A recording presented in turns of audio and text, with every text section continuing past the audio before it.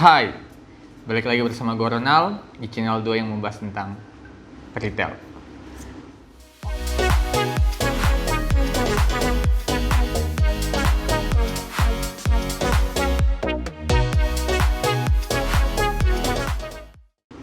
Oke, pada video kali ini pembahasannya gue pengen bahas satu topik. Jadi biasanya teman-teman ini banyak yang bertanya, kira-kira untuk toko ini bisa nggak? Untuk toko bangunan bisa nggak? Untuk toko bahan baju bisa nggak? Untuk toko listrik bisa nggak? Nah, hal seperti ini sering ditanyakan di kolom komentar gua. Dan di video ini gue pengen bahas mengenai hal yang teman-teman tanyakan itu. Nah, jadi di sini gue udah catat nih, kurang lebih ada 7 jenis toko yang bisa diimplementasi secara modern.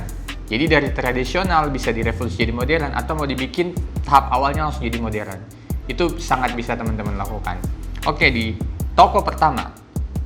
Toko pertama itu adalah toko sembako. Nah, toko sembako ini terdiri dari dua, yaitu ecer sama grosir.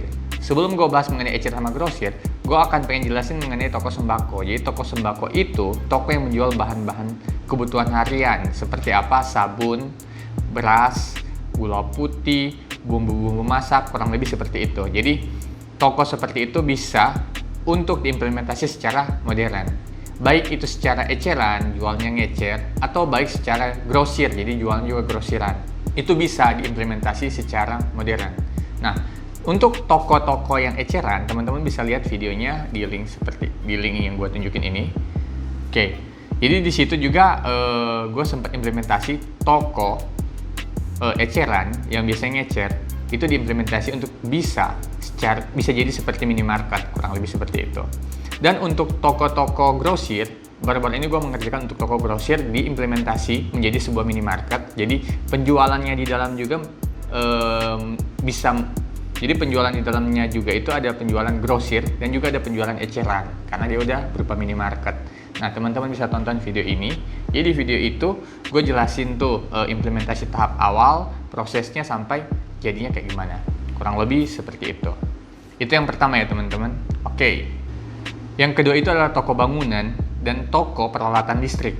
Jadi gue sempat pernah mengimplementasi ini di satu toko, yaitu toko bangunan dan peralatan listrik. Teman-teman bisa lihat videonya, gue udah tayangin. Nah di situ itu menyatakan bisa menginspirasi teman-teman bahwa toko bangunan juga bisa diimplementasikan untuk menjadi retail modern, kurang lebih seperti itu. Jadi ketika teman-teman punya toko bangunan dan teman-teman berpikir nggak bisa dibikin modern, itu sudah gue buktikan dan sudah gue implementasikan bahwa toko bangunan juga bisa diimplementasi, dibikin jadi minimarket tapi barang-barangnya adalah barang-barang bangunan, kurang lebih seperti itu teman-teman. Yang ketiga ini adalah toko baju atau toko fashion nih. Toko yang kita sering pakai. Nah, toko-toko baju-baju kayak gini, contohnya ada baju anak-anak, terus ada baju wanita, baju pria, terus ada beberapa aksesoris untuk busana-busana muslim atau busana-busana rohani. Nah, itu juga bisa diimplementasikan untuk dijadikan retail modern. Jadi dipasangin sistem di dalam, kita kelola dengan cara modern, kita bisa bikin dengan cara modern, itu sangat bisa. Nah, toko pakaian ini juga meliputi kayak toko sepatu juga. Jadi bukan peralatan sih. Jadi kayak aksesoris yang kita pakai juga. Kayak toko-toko, bisa dibilang juga masuk juga toko-toko kayak aksesoris ya, yang cantik-cantik, yang imut-imut kayak gitu. Nah, itu juga bisa dilakukan secara implementasi untuk ke retail modern. Kurang lebih seperti itu teman-teman. Nah, yang keempat, toko elektronik, kamera dan audio. Nah, biasanya banyak toko-toko tradisional menjual elektronik secara juga manajemen tradisional, atau kamera atau audio. Nah, itu banyak peralatan-peralatan juga dijual secara konvensional. Nah, toko-toko konvensional seperti ini bisa dievolusi atau direvolusi menjadi toko modern. Jadi kita bisa naikin si toko ininya ke level modern sehingga pengelolaannya itu bisa lebih terstruktur dan lebih enak gitu, supaya teman-teman juga bisa mampu mengontrol mulai dari laporan penjualannya, laporan pembeliannya, bahkan sampai ke stoknya itu sendiri teman-teman bisa kontrol. Nah, yang kelima ini adalah toko olahraga. Toko olahraga ini berupa mungkin bisa baju olahraga, atau contohnya sepeda, atau peralatan olahraga, atau peralatan-peralatan yang menunjang untuk teman-teman melakukan hobi, seperti contohnya skateboard atau lain-lain. Nah, ini toko olahraga juga seperti ini yang mungkin konvensional di luar sana.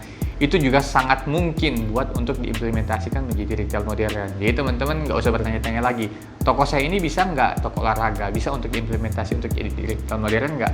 Bisa nggak gitu? Nggak usah tanyakan lagi itu, jawabannya adalah bisa. Jadi teman-teman bisa juga bikin toko teman-teman yang tradisional tuh untuk jadi modern, terutama toko olahraga atau toko peralatan-peralatan sepeda tuh juga sekarang lagi trending. Yang keenam ini adalah toko otomotif atau peralatan-peralatan atau spare part yang sering dijual untuk mobil atau motor. Nah, biasanya itu banyak tuh part-partnya. Pasti ada yang bertanya, ini kan nggak ada barcode, gimana cara ngejualnya? Teman-teman tinggal cetak barcode, itu jawabannya. Cetak barcode sendiri, teman-teman bisa ngejual, terus bisa dimasukin sistem, dan setiap barang-barangnya udah ada label barcode yang teman-teman bisa langsung tinggal scan. Lebih praktis.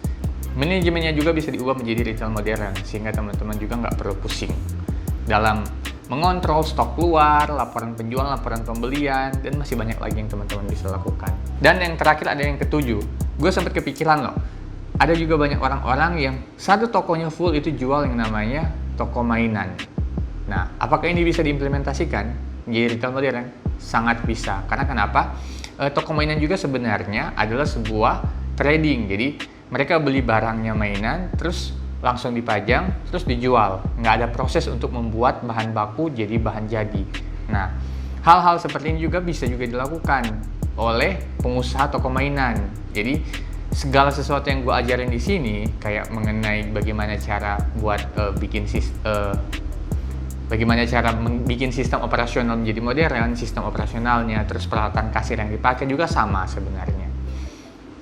Jadi sebenarnya toko mainan itu juga bisa diimplementasi untuk menjadikan teman-teman juga toko mainan yang tradisional bisa menjadi modern. Oke, kembali ke kesimpulan. Jadi kesimpulannya, jika ada pertanyaan apakah toko saya bisa jadi modern, semua toko yang jika kondisinya adalah teman-teman beli barangnya dan teman-teman nggak kelola tuh, nggak olah barangnya, dan teman-teman langsung jual, dalam arti diolah itu artinya teman-teman melakukan produksi dari bahan mentah atau bahan setengah jadi menjadi bahan jadi. Itu sangat bisa teman-teman lakukan ke manajemen retail modern. Jadi setiap toko di sini gue udah jelasin dari 1 sampai 7 toko nih. Jika ada teman-teman juga yang nggak masuk dalam kategori 7 ini, teman-teman bertanya juga apakah bisa, teman-teman nggak perlu tanyakan lagi. Tapi teman-teman di sini berpikir barang yang teman-teman beli itu adalah barang yang langsung beli terus langsung jual, atau bisa dibilang adalah barang dagang atau bukan.